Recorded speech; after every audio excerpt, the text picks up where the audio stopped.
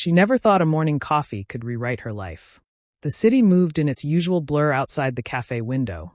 But for Dr. Claire Bennett, the world narrowed to the counter, where a young man with paint-stained fingers handed her a cup with a smile that somehow felt like sunlight. At 60, Claire had learned to keep her life steady. A thriving dermatology practice on the Upper East Side, a calendar full of patients, a house that meant quiet more than warmth. Her divorce from Richard Hale had been the polite, kind people exchanged explanations about at fundraisers, mutual, inevitable. But the ache of being left still settled into the quiet hours, like winter in the bones.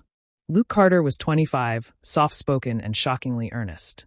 He worked afternoons at the cafe while finishing art school, his sketchbook always tucked under his arm. He asked about her day like it mattered. He noticed small things.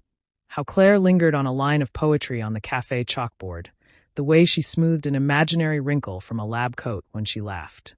He called her ma'am at first, then Claire, the day she corrected him over the pronunciation of a French painter.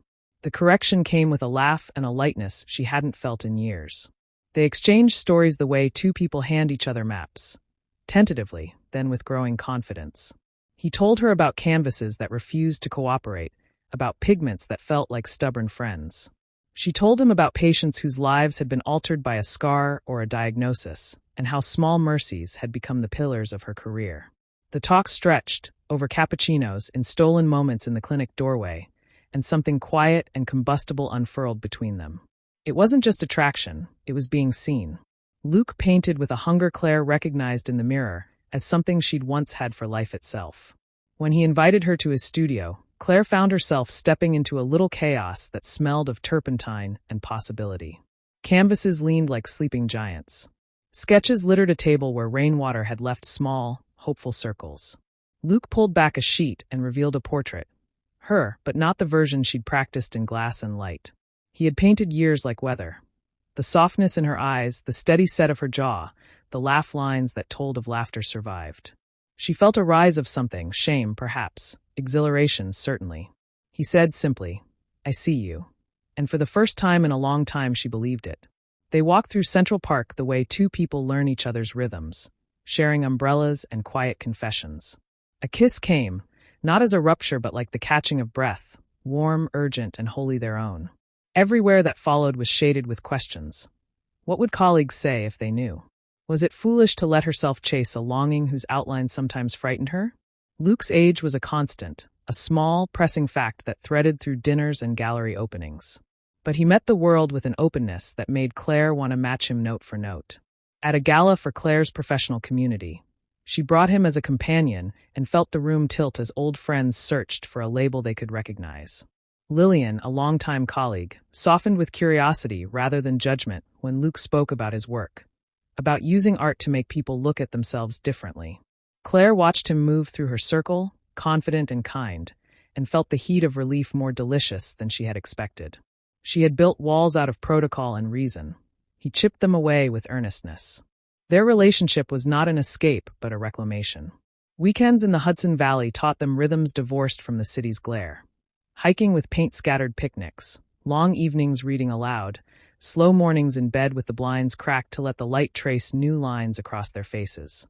Luke introduced Claire to a gallery owner who loved his portrait of her, and the painting toured small shows, accruing tiny but fierce applause. Claire, in turn, began to host workshops that blended her medical knowledge with his art. Gentle sessions on skincare and self-image, paint and prose for people learning to love themselves after illness or loss. Still, fear visited. Claire wondered about permanence. Would Luke tire of the intimacy they had crafted in secret? Would he, someday, find himself drawn into something younger and less complicated? She saw her own mother in the creases at the corner of her mouth, saw the calendar's dates as unrolled choices. Luke sensed it, saw the way she lingered before leaving for work, as if memorizing the room, and spoke with the kind of earnestness that had drawn her to him.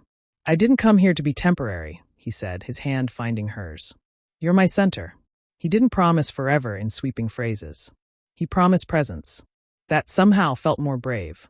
They launched Brushes and Healing, a community program that became their shared manifesto. Art therapy evenings, skin health talks for survivors of illness, and quiet retreats where people learned to take their worth from craft and care rather than outside approval. The program changed them as much as it changed others. Luke's pieces found new depth, inspired by the lives he encountered. Claire found purpose in teaching that beauty could be about resilience more than perfection. On Claire's 65th birthday, Luke arranged a private rooftop dinner beneath a sky that seemed to have borrowed its color from an impressionist canvas.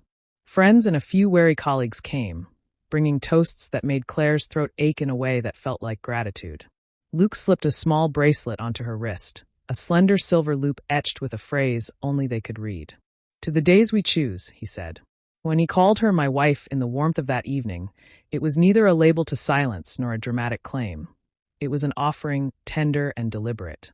They weathered the occasional gossip, the raised eyebrows at neighborhood art openings, the internal storms that every long-term coupling faces. What endured was less drama than an accumulation of daily tenderness. The way Luke left brushes drying in the sink and Claire would quietly clean them. The way he read aloud while she charted appointment notes. The way they learned to rest in the safety of a shared, ordinary life. In private, their intimacy remained private. Deeply felt, richly imagined, and never reduced to a spectacle. Years later, when asked about the painting that had started the story, Claire would say that it was never really about age or scandal. It was about being seen, about the courage to let someone witness your scars and still want to stay. Luke would add that the art had always been an attempt to capture not a face but a life. Its patience, its tremors, its small triumphs. Together they learned that love could reframe what had once seemed finished into something unfolding. Again and again. This story moved you. Please give it a like, subscribe for more true-feeling tales, and ring the bell so you don't miss our next episode. Share your thoughts in the comments. What part of Claire and Luke's journey resonated with you? Your voice matters in the conversation we're building.